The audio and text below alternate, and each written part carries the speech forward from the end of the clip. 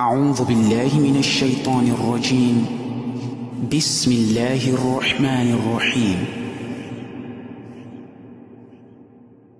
فأما الإنسان إذا ما ابتلاه ربه فأكرمه ونعمه فيقول ربي أكرمن وأما إذا ما ابتلاه فقدر عليه رزقه فيقول ربي أهانن كلا بل لا تكرمون اليتيم. Baik, alhamdulillah wassalatu ala rasulillah amma ba'. Baik, riwayat tersebut ya yang disampaikan sebagaimana yang disampaikan oleh para ulama ya, memang seluruh perjalanan dakwah Rasulullah SAW, semua yang dibutuhkan oleh Rasul ya ketika berada di kota Mekah dan berdakwah di sana, dari mulai dakwah sampai akhirnya diwafatkan Khadijah pada tahun ke-10 kenabian Nabi Muhammad, itu memang untuk mensupport dakwah Rasulullah SAW. Jadi memang itu poinnya, sebagaimana para ulama menafsirkan surat Ad-Duha yang kita bacakan tadi, wa wajadaka a'ilam fa'aghna ya, sehingga Khadijah radhiyallahu anha itu ya wafat dalam keadaan tidak memiliki harta pada akhirnya, puncaknya ketika pemboikotan 3 tahun ya. Jadi pemboikotan 3 tahun itu Pak, Bu, sebenarnya diawali oleh Islamnya Umar bin Khattab. Jadi ketika Umar bin Khattab ini masuk Islam pada tahun ke-7 ya, sangat senang dan bahagia. Bahkan Abdullah bin Mas'ud itu mengatakan ya, Islamnya Umar itu fatah, kemenangan bagi kaum muslimin. Yang tadinya mereka takut untuk sholat di depan Ka'bah, mereka sholat depan Ka'bah, tapi harus bareng Umar gitu ya. Bahkan Rasulullah ketika Umar baru masuk Islam, Umar bilang pada Rasul, ya Rasul, kita kan dalam jalan yang benar. Iya kata Rasulullah, kita dalam jalan yang diridhoi. Benar kata Rasulullah.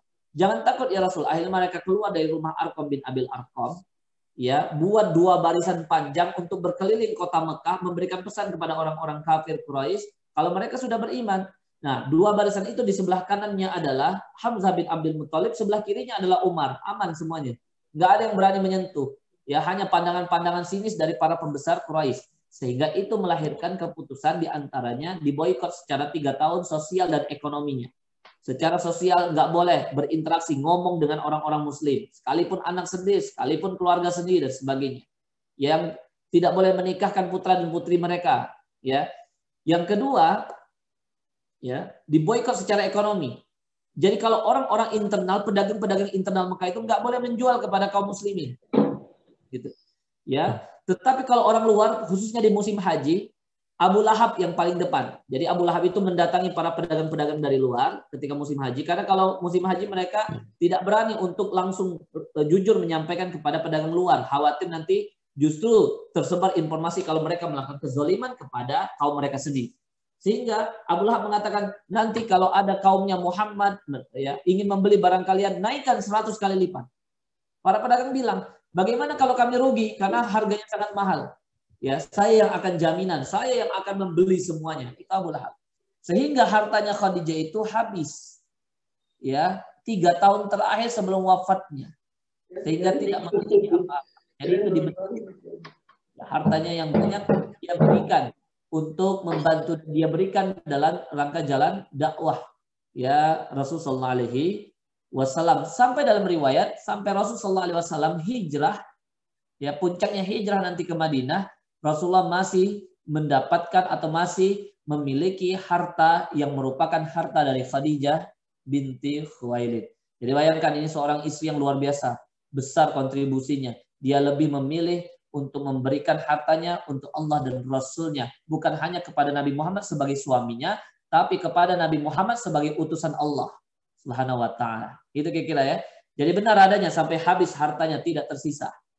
Ya, lalu yang selanjutnya setelah hartanya habis, tentu saja Rasulullah akan mendapatkan semacam kehidupan dari ghanimah, nanti dari para sahabat yang lainnya. Tapi Rasulullah sampai akhir hayatnya tidak lagi berdagang. Allahu a'lam bishawab.